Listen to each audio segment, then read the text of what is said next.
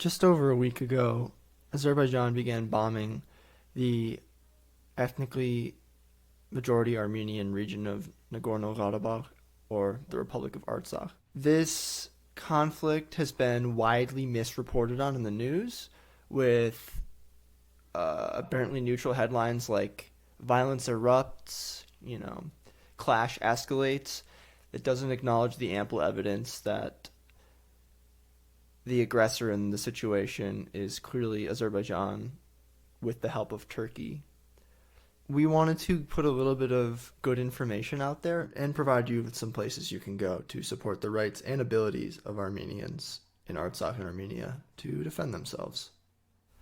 You can check the links in the description for more information on how to do that, as well as more resources to educate yourself on the issue. In this little off-day episode, Leo and Randy, with guest and Leo's partner, Hasmik Djoulakian, talk about the conflict in Artsakh and Armenia and the aggression from Turkey and Azerbaijan that's being perpetrated against Armenians. You're mostly going to hear us talk about problems with media coverage, but we encourage you to go to the documents that we've linked because in order to really understand the issue, you need to read a little bit about the history, the Soviet history, the post-Ottoman history, the Artsakh independence movement in the 90s, the war in the 90s, the following 2 decades of intermittent conflict. And here's a trigger warning because this discussion is going to involve xenophobic and genocidal violence and war in general. Don't, if this is your first time listening, don't go to our Patreon. Go to the links in the description where you can donate to help Armenia and Artsakh. And one more thing. If you found this information to be helpful and informative, please share this with as many people as possible. The reason we're making this is to get people to talk about it. Thank you. Here's our conversation.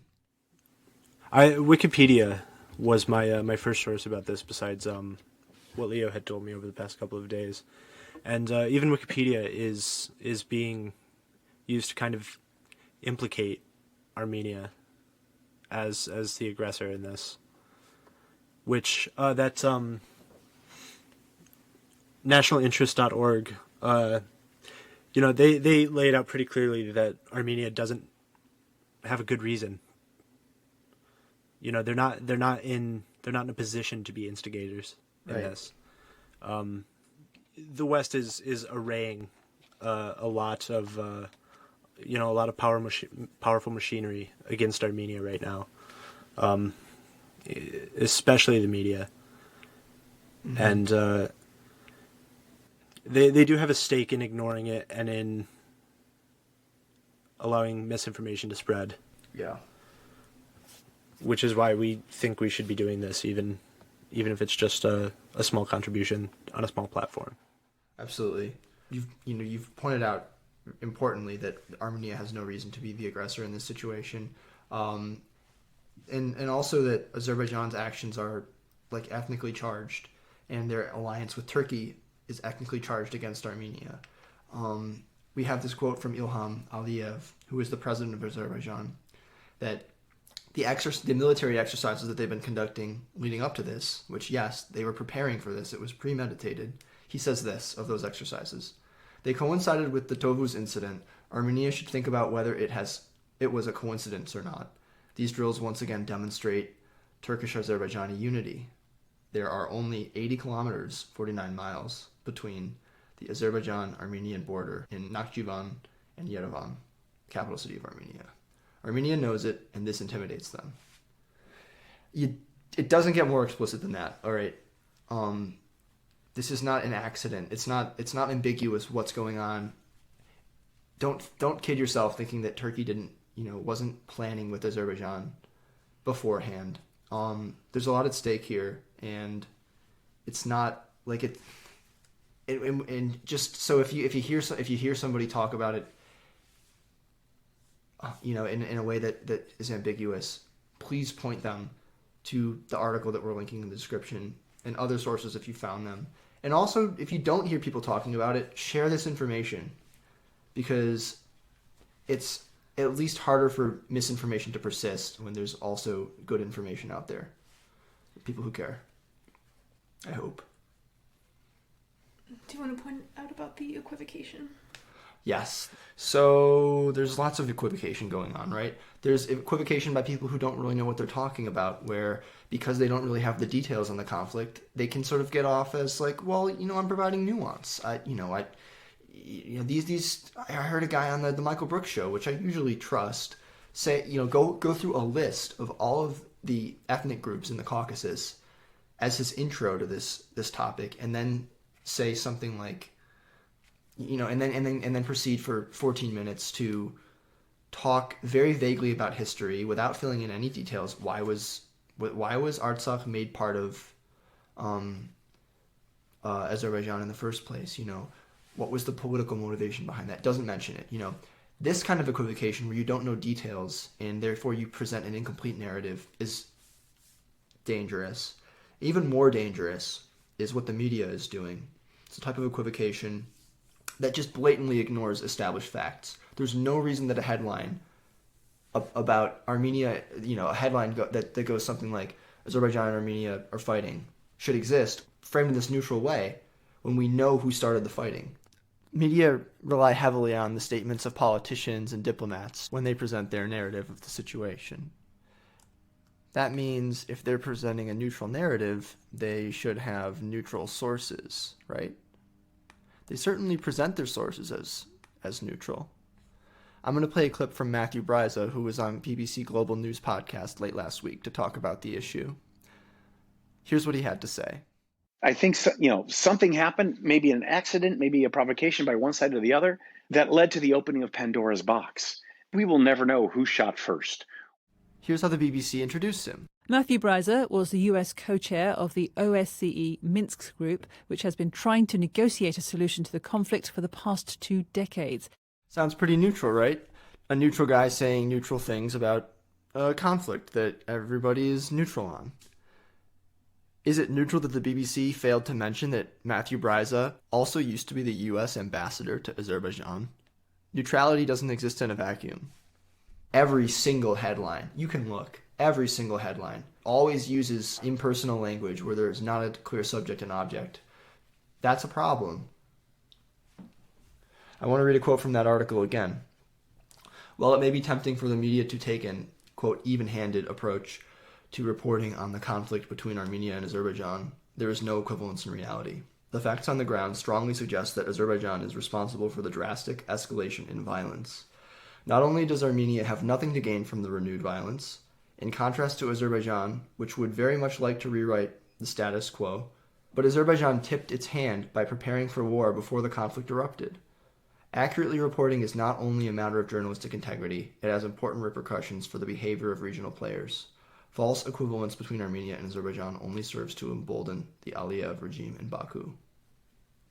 I think it's really easy for people who, especially if they don't have a lot of information about a situation or a geopolitical incident, in particular if it has, if there's a lot of historical precedent to it that perhaps feels overwhelming for people to understand.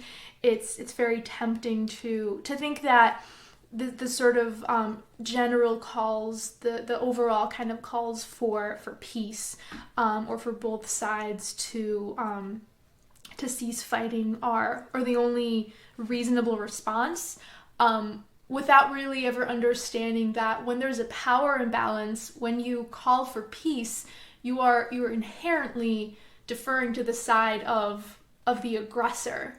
And that's true for any situation in which there's a power dynamic. When you call for peace in this kind of blanket way, you're obscuring the dynamics at play and you're legitimizing the aggressor's actions.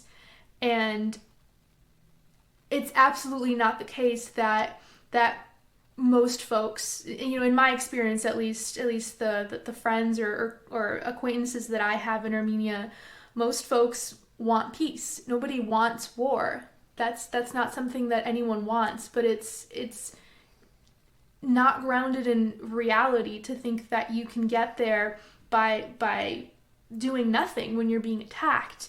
And fundamentally, this is about an anti-colonial struggle for survival on the part of the people of Artsakh. And as we're seeing now, it's escalating and spilling over into Armenia proper as well. So this goes a whole lot deeper than this supposed dispute over quote unquote territory. This is about a long-term desire for complete land grab, and a desire to really perhaps even seeing the newly democratized Armenia as a threat in the region and wanting to exterminate Armenians.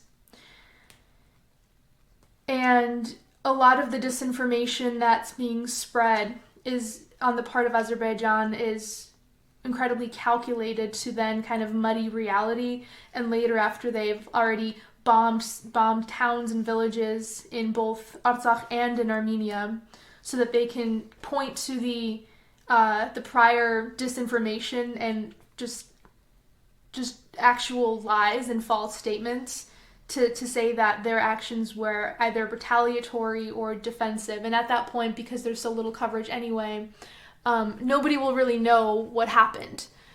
People will just kind of follow whatever the major headlines are telling them, and think that just because that narrative is out there, that it must be correct. Yeah, being a contrarian is not the same as being nuanced. And in a situation like this, it really only serves the interests of the colonizers, the aggressors, the fascists in power in Turkey right now. And I don't know. Do you expect there to be a change in the tone surrounding this with regards to Western media or politicians? No, I don't think it's really about how this particular moment of violence is going. It's about the deeper seated and pre-existing political entanglement that the U.S. has with Turkey and with Azerbaijan because of oil and because of other political interests. If Armenia had oil money in the way that Azerbaijan does, this whole situation would be different. If all the oil, flowed underground into Armenian territory, like, the whole situation would be different. Right. So yes, in that sense, yes. Right. This is about where the money is and the systems of money flow that already exist. There's no way that people aren't gonna, politicians and the media, the way they talk to political experts who are aligned with Western interests is always so much more respectful. You saw it with the way that they talk to Nikol Pashinyan. It's like they talk to him like he's like a child, or that British journalist did anyways, and cutting him off, asking him the same questions over and over, not accepting at face value what he's saying, while then talking to an Azeri foreign minister, and just, you said you want right of return for people who were kicked out of the region like decades ago, like that's all you want. That's what he said. He said you just want right of return. I think that He just unquestioningly supports it. The guy even offers a term. He's like, oh, you mean right of return? I don't even know that the idea of Azeris not being allowed back there is even correct. And it's also pretty ironic considering that Azeris can come and go in Armenia as they please, but Armenians are forbidden from entering Azerbaijan. And just also understanding that there's a lot of Armenians who lived in Baku, who lived in all over, so are like people who can't go back to the homes that they grew up in, to their parents and their grandparents' homes. Actually, I learned in a meeting tonight Baku that is apparently the capital of Azerbaijan? Yes, it is. And apparently I learned earlier tonight that about 60% of the Armenians in Syracuse's Armenian church are Baku Armenians, and they were refugees in the early 90s for the most part. Yeah. So significant numbers fled. Wow, I didn't know that. Mm-hmm. Yeah, there's not anything that's really obscure about this. I think it's fairly cut and dry what's happening. Aliyev is making clear his motivations for this. Yeah. The joint military drills that had happened earlier this year. He was referencing Turkey and Azerbaijan, yes. Yeah. Armenia should think about whether this was a coincidence or not. It's not cloudy. Like, this is not a situation where you can get away with both sidesism. No. Absolutely not. And it's just a little footnote.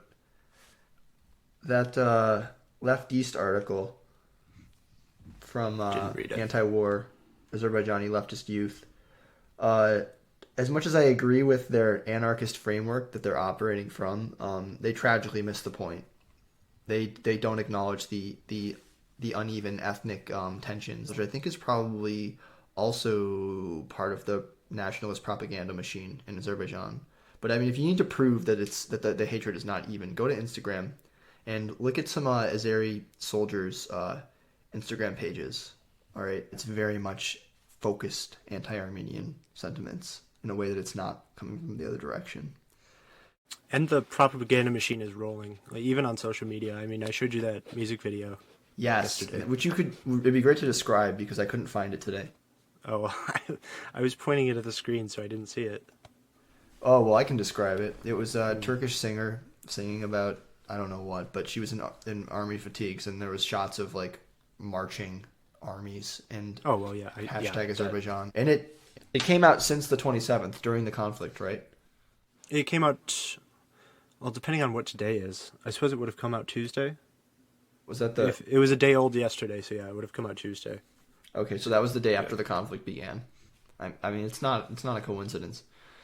You know, the fasci elements of Turkey, they're celebrating this. The fasci people in, Azerbaijan, the military largely are celebrating, like, they're celebrating this violence.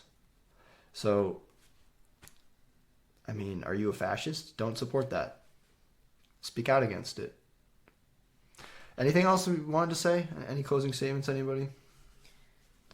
Just that it's really important, especially for folks living in larger cities, when there are rallies or gatherings of any kind, to show up. I guess especially if like folks are hearing anyone that they know spreading misinformation that they've heard, to say something and to correct it, and to also educate themselves first, to be able to do so, and also donate if you're able to support the civilians whose homes have been bombed, and whose I was reading a news report that said that there's not a single family in Artsakh who doesn't have a family member who's fighting right now, and it sounds like a militaristic thing to